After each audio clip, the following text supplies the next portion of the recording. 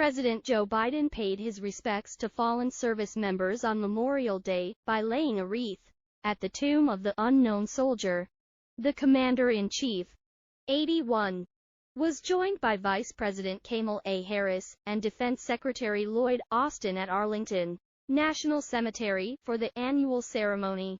Austin took part in the annual tradition just 3 days after he had to temporarily pass on his duties to have a medical procedure at Walter Reed Medical Center. It came as millions across the country paid tribute to the men and women who have served and were killed fighting for their country.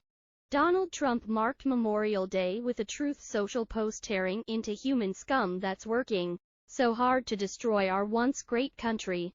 He wrote, "Happy Memorial Day to all, including the human scum that is working so hard to destroy our once great country." To the radical left, Trump-hating federal judge in New York that presided over, get this, 2 separate trials that awarded a woman who I never met before a quick handshake at a celebrity event 25 years ago, DOESNT count, $91 million for defamation. She didn't know when the so-called event took place sometime in the 1990s. Never filed a police report. Didn't have to produce the dress that she threatened me with. It showed negative. Sung my praises in the first half of her CNN interview with Allison Cooper, but changed her tune in the second half. I wonder why under appeal the rape charge was dropped by a jury. Or Arthur Ng Oron, the NY State Waco judge who fined me almost $500 million under appeal for doing nothing wrong. Used a statute that has never been used before. Gave me no jury.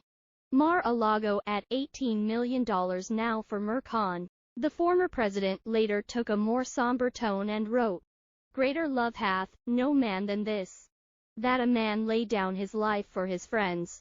John 15:13.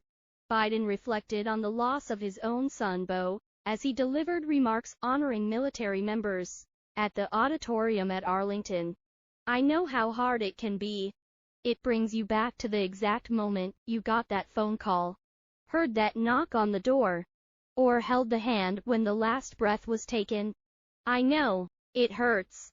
This week marks 9 years since I lost my son, Beau. Our losses are not the same. He didn't perish in the battlefield. He was a cancer victim next to being a burn pit."